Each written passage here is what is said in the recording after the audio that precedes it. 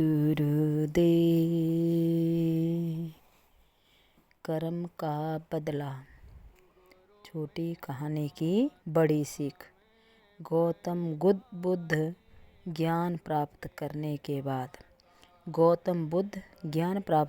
के बाद अपने राज्य में आए। महल में नहीं गए क्योंकि वे सन्यासी जो बन गए थे। सब लोग उनके दर्शन करने गए, लेकिन इतिहास कहता है कि उनकी पत्नी यशोधरा नहीं गई थी। उससे मिलने के लिए गौतम बुद्ध को महल के द्वार पर जाना पड़ा। यशोधरा ने गौतम बुद्ध से पूछा कि आप मुझे ऐसी हालत में छोड़कर बिना बताए चुपचाप क्यों चले गए थे? अगर आप कहते तो मैं आपको रोकती नहीं। गौतम बुद्ध ने उसको समझाते हुए कहा कि यशोधरा, ये कर्मों का देश है। कर्म कर्जा चुकाना पड़ता है। एक बार मैं जंगल का शेर था और तुम शेरनी थी।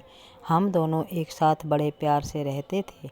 एक दिन दूसरे जंगल का एक शेर आ गया। जैसे कि शेर का स्वभाव होता है कि वो अपने राज्य में किसी दूसरे शेर को बर्दाश्त नहीं कर सकता, इसी स्वभाववश मैं उस शेर से लड़ गया।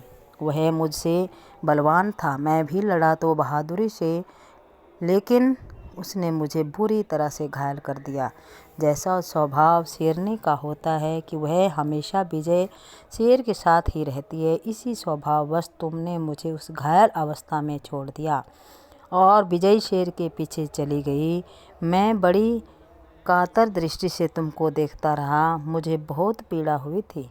जाने अनजाने उसका बदला मुझे चुपचाप तुम्हें ऐसी हालत में छोड़कर जाकर चुकाना पड़ा। बुद्धता प्राप्त करने के बाद मुझे ये ज्ञान प्राप्त, बदला ना चुकाता तो बुद्धता प्राप्त कर सकता था। बुद्धता प्राप्त ही नहीं कर सकता था। कर्म का बदला। जय गुरुदेव। जय गुरुदेव।